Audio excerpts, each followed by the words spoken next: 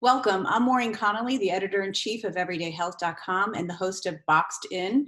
Joining me today is Andrew Solomon. He's a professor of clinical medical psychology at Columbia University Medical Center and is a writer and lecturer on politics, culture, and psychology.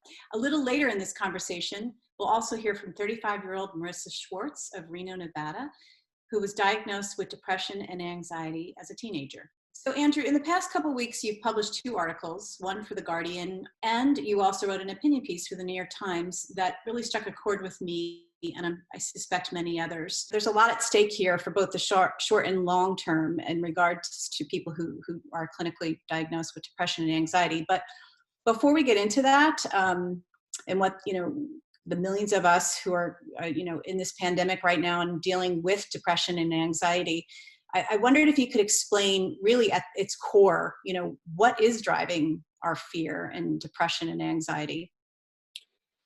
The depression and anxiety, I think, come from a number of sources. The most obvious one is the fear of this virus that could kill us or kill the people we love.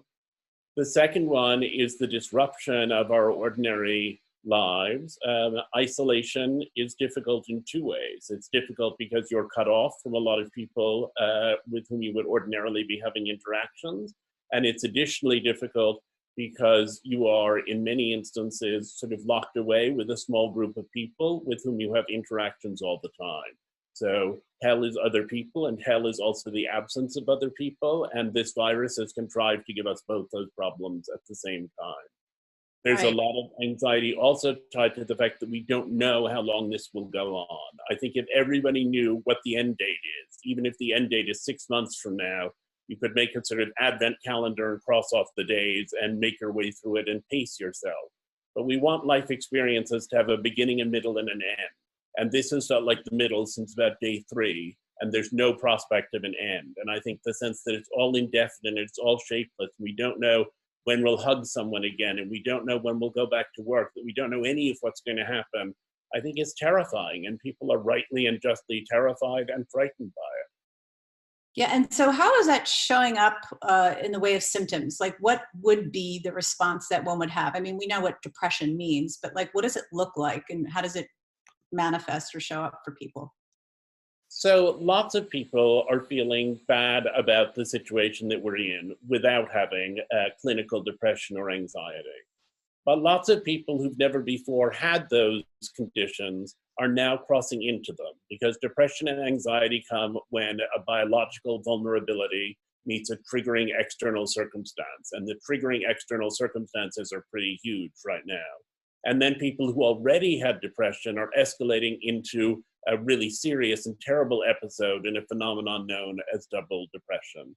It can be hard to figure out exactly where the line is between reasonable anxiety and pathological anxiety. But I always say that the opposite of depression is not happiness, but vitality, and it's vitality that tends to get lost under these circumstances. People find their basic functions completely dysregulated, the way they sleep, the way they eat, the way they feel about exercise and moving around, their willingness to engage in whatever kind of social discourse is possible over electronic media and telephones. If you find that those things are dysregulated, that's a pretty good sign that you're getting into something that could be pathological. And so how would one know? I mean, is it the amount of time you feel that, or is it the degree, the severity of it? So, in my own case, I find that I go from days where I'm feeling like, okay, I can do this, and let me get in the shower and do my hair. And then there'll be another day where I'm just like, you've got to be kidding me. I can't believe this is day or week 5, right? So those things are happening, the sleep disruption, lack of focus.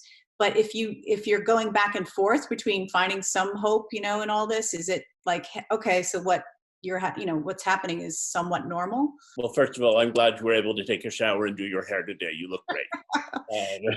Thank and you. Yeah, I mean, everybody is going to fluctuate. You know, we all have moments in which we essentially qualify as clinically depressed, even if we've never felt that way before. And we all have moments when, even if we suffer from acute depression and anxiety, we feel okay and able to function. The question really is one of personal tolerance, because there's no statistical way to measure this. Are you at the point at which you feel fundamentally disabled and unable to carry on whatever you need to carry on in your daily life? Are you at the point at which the motivation even to try to do these basic things, including taking a shower, but also including interacting with other people, seem like more effort than they're worth? What is the way that you get to the point at which what you need to do seems doable, even if what you need to do is different from what you usually needed to do?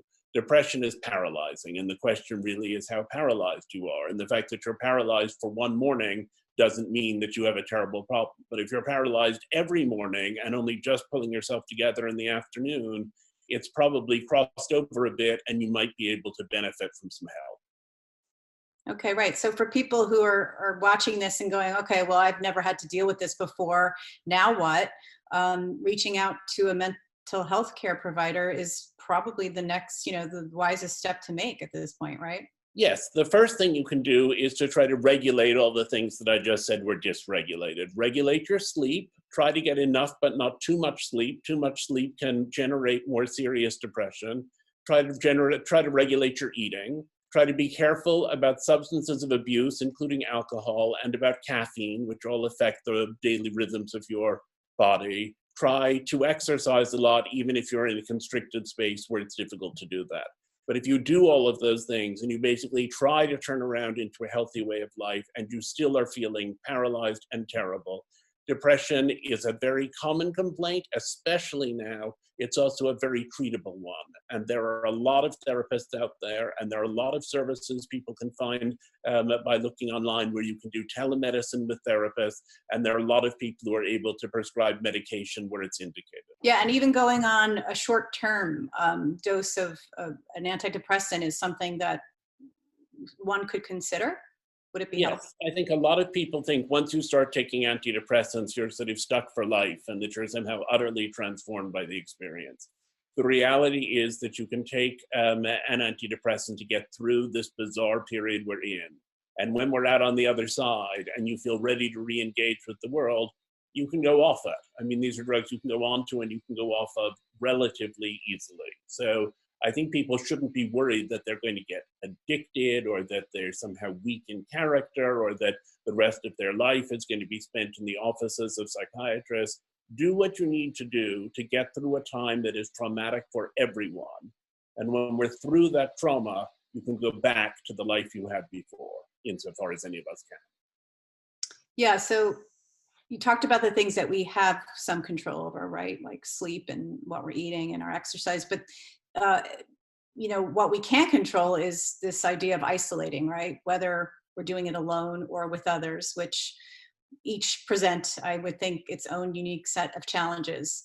Can you talk about the challenges that these scenarios present in terms of like the psychological, I don't want to say trauma, but what's weighing on people having to be alone all the time and then with others?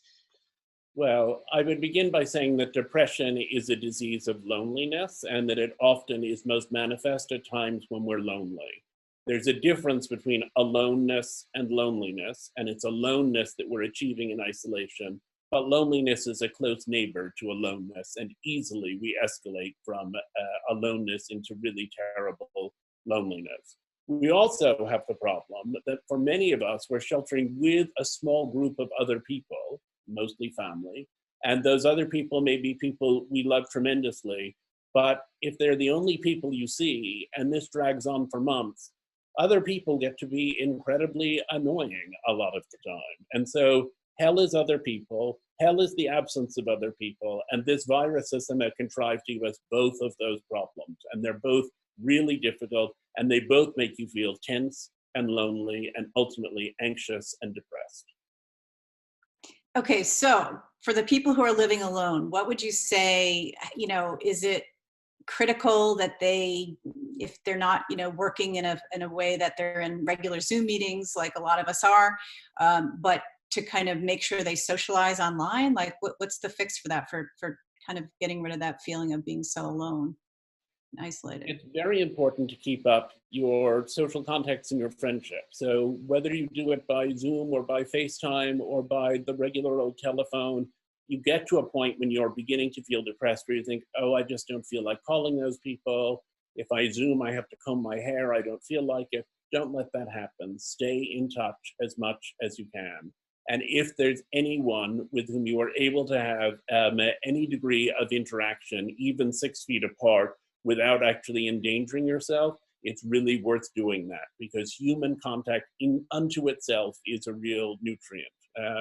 And for the people who are sheltering in groups, I spent some time living among the Greenlandic Inuit who have to spend the whole winter locked inside in their families because it's too cold and dark to leave the house. And what I discovered when I was with them is that causes people to get very emotionally repressed. Try to find an outlet where you can express yourself. Maybe you can write, maybe you can paint, maybe you can call a friend, maybe you can spend time on Facebook and post funny comments, but try to have something going on in your life besides that limited group of interactions with a limited group of people.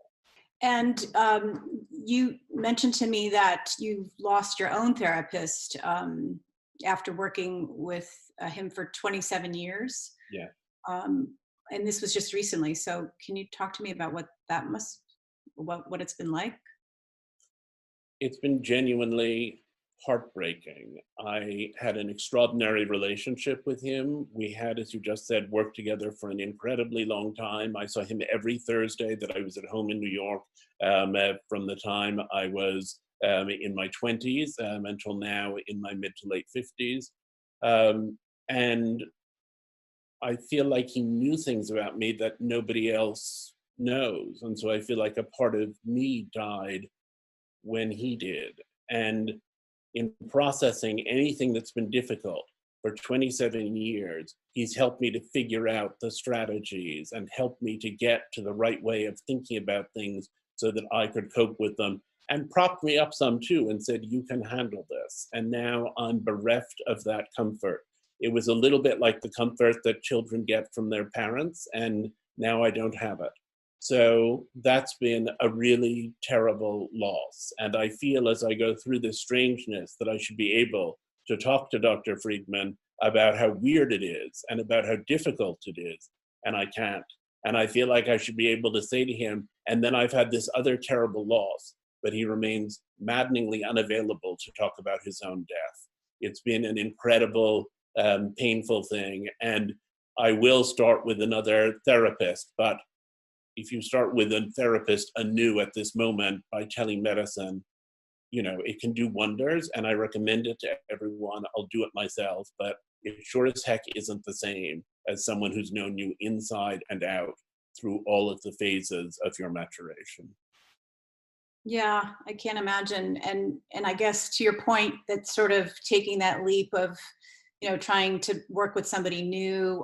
And for a lot of people who haven't worked with therapists before and going, oh my gosh, now I have to do this, behind a screen, right? And try and formulate some sort of trust and kind of feel safe talking about these intimate details of my life. But I guess to think of that we're all sort of that's where we're at right now, right? What choice do we have? And then maybe knowing that after this lets up, hopefully, that can continue in person would be ideal, or with somebody else who can fill that role. So this might be a good point to segue into the incredible amount of grief and loss that's out there right now as people learn of, people in their community or even loved ones who are dying of COVID, and in such a way that it's just, unmanageable, not being able to be at their side, not being able to go through the ritual of a burial. And so can you speak about that impact that this is having on people personally, but also the society at large? The impact is tremendous and horrific. The prediction is, given the overall numbers, that by the time this crisis ends, most people in the United States will have lost someone to whom they have some connection, sometimes an intimate connection, sometimes a less intimate one. I have a whole handful of friends who have lost parents recently, including one friend whose two parents died within 4 days of each other, older parents. The sense of loss is catastrophic, and the sense of not being able to engage in all of those comforting rituals is its own trauma. I mean, usually when someone dies, there's a funeral, there's a wake or a shiva or whatever it is that a particular tradition provides. There are people coming over, there are neighbors making casseroles and leaving them at the front door. There are all kinds of things that people do. Now, the most you can do is to write someone a note and say, your father died, I'm so sorry, how awful. And then you go on from there as the friend, and the person who's had the loss feels lonely. It's a desolate, dark, terrible thing. I mean, that's part of what people need to remember. If you're having a really hard time with this, you're having a hard time with it because it is genuinely hard. It's not like so many things where it's sort of all projection. You know, even after 9/11, which was very traumatic, the thing had happened, and it was necessary to figure out strategies for going on and placing it securely in the past. With this, it continues to go on. It goes on every single day. And the pain of that, and the sadness of that, and the sadness of seeing your whole world fall apart and your life savings grossly diminished, and seeing perhaps your job lost and being cut off from everyone. These are very real traumas, and to respond to them by being traumatized is only appropriate. And so outside of connecting with a mental health care, a therapist and possibly going on medication, um, tell me, community in the way in which we can have it right now, which is online. And you spoke about, being part of, Zoom calls and not passing up those opportunities to connect with people. But what about churches that, people seek refuge, in attending churches, service. And I know that some are trying to replicate this online, that kind of larger experience, or being part of even, separate from church, like the groups coming together to watch performers, online. Everybody's giving a free concert. What is that sense of coming together as community? Why is that so important for people now? The sense of community mitigates aloneness, and so it's incredibly important. Now in New York, every evening, everyone leans out their windows and bangs pots and pans in demonstration of how much they appreciate the self-sacrifice of healthcare workers.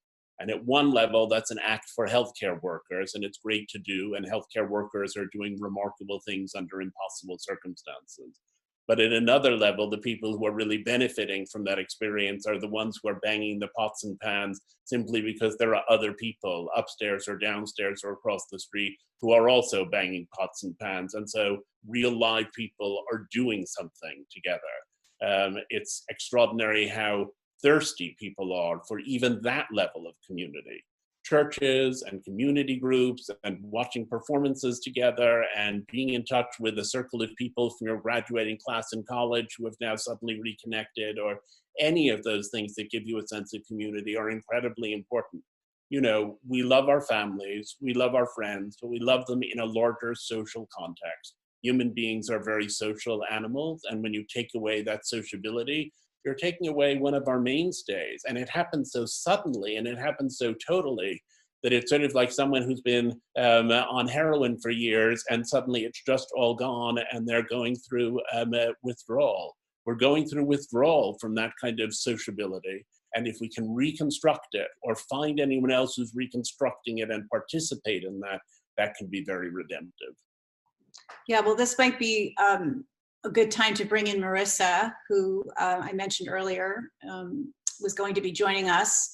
And Marissa was diagnosed with depression and anxiety as a teenager. And Marissa, you've been seeing a psychologist since then, but didn't start medication until 6 years ago. And now you're 35 weeks pregnant. And you're not leaving your house except to go to your OBGYN appointments. And you told us, that your husband is likely not going to be in the delivery room, which is, I can't even imagine kind of dealing with all those things. And I just wanted you to join us and share what you're going through. And maybe people who are listening who have been diagnosed with depression can kind of get a sense of, the double crisis, as Andrew referenced before. So thank you for being here. Thank you for having me. So tell us how have you been experiencing life in light of this pandemic, and given everything you're dealing with as well? I've been experiencing life to a certain extent the same way that everybody else has. There is a lot of loneliness, there is a lot of fear, there's a lot of unknown. And then on top of that, you add all the factors of being pregnant, which, any woman who's ever experienced this, it's very similar in a lot of ways to what a lot of us are going through. You can only control certain aspects of pregnancy, and after that, you're just sort of hoping that everything goes right and goes well, but that doesn't always happen. I've been incredibly lucky. I've had a very uncomplicated pregnancy, which has been nice. And it's hard. Pregnancy is a time of joy in someone's life. It's also, a time that you really enjoy sharing with other people, especially friends and family and parents. And I just haven't had the opportunity to do that for the past 37 days. And it definitely makes things a little bit complicated, and also, for lack of a better word, a little bit sad. Yeah. And so are you working with do you have a therapist that you see? I do, yeah. I have had a therapist in some capacity since I was 12 or 13 years old, which I find, to be one of the most consistent and helpful things in my life. I have had the same therapist now for approximately 6 years, and we're communicating weekly via telehealth, which has been wonderful. So what are your concerns right now as somebody who's struggled with depression? You seem to be doing what you should be doing, and yet at the same time, do you wake up and just go, oh my gosh, is this your first baby? It is, yes. Be a mother on top of everything else, right? So I guess if you had a question for Andrew, even like, what would it be?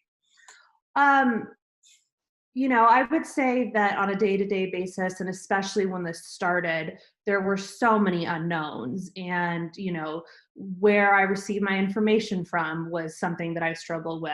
I enjoy consuming news, but I was finding that it was causing me more anxiety and more depression. And at the very beginning, I was 100% just so nervous and so cognizant of my triggers, how I was feeling waking up in the morning, to your point, doctor, my sleep schedule, my ability to exercise, my ability to communicate with other people. And as I told my therapist, I was really nervous that I would fall into what I've always kind of called the dark place, the place where the depression and the anxiety really take over, and I'm not utilizing the tools that I have been given throughout my time working with medical professionals. And I think that my question for you would be, how do people who maybe prior to this felt as though they really had a handle, which I do believe I have, on their anxiety and their depression, how do they make sure that isn't creeping back into their lives, and making sure they are utilizing the tools that they've been given? Well, I would start by saying that pregnancy also makes one more emotionally vulnerable. It does that biologically, and it does that conceptually as you prepare for a whole new phase of your life, especially with the first child. Most postnatal depression actually begins during pregnancy, and it's important to keep an eye on it, because if you get depressed during your pregnancy, you may be depressed after your child is born. If there's any way you can get that depression under control before the baby arrives, you're going to have a much better experience of motherhood, and you're going to be able to give more focused attention to your baby. So I would say pregnancy brings up its own whole set of questions and concerns. But I would say beyond that, the question of how you kind of keep yourself going, one of the problems of this whole situation right now that I didn't allude to before is the sort of sheer boredom and tedium of it. And the boredom and tedium can be very consuming when you feel like, okay, I could watch TV or I could read a book. That's what I could do. That's everything I could do. I'll just choose between those two things now. And some people aren't crazy about reading, and some people, I guess, aren't crazy about TV. So I think if you can put more stuff in your life, it helps. I think if you can get involved even from a distance. There are a lot of organizations that are trying to help people who are isolated and alone. A lot of them have online volunteers. There are all kinds of things that sound sort of banal, but that at least give you something to do. And I think if you can find something that gives you a sense of purpose, that makes an enormous difference.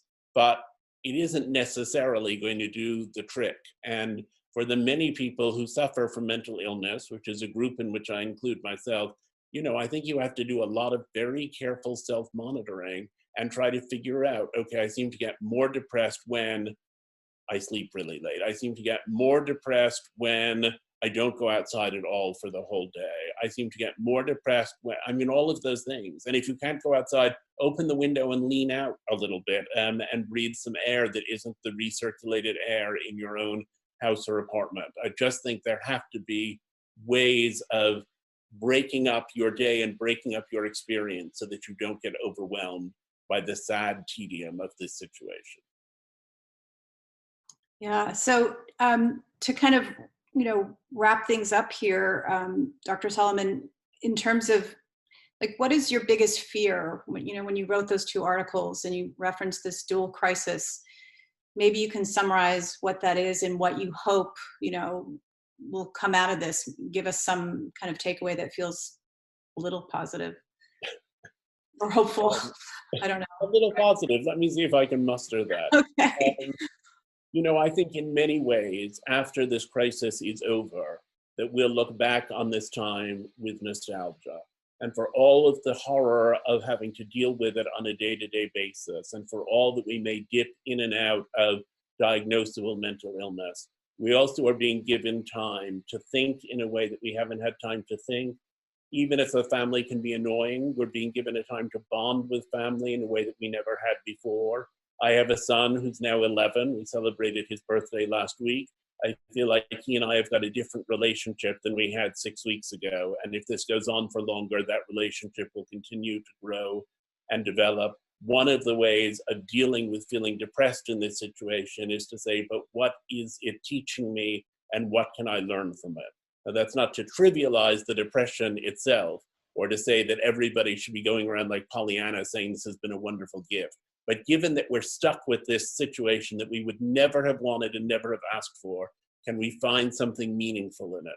And I think most people can. I think even people who are alone are getting to know themselves in a way that they didn't get to know themselves previously. And if you can cling to that learning and that growth that the situation can provide, then perhaps it doesn't seem so futile, so pointless, so overwhelming, so depressing.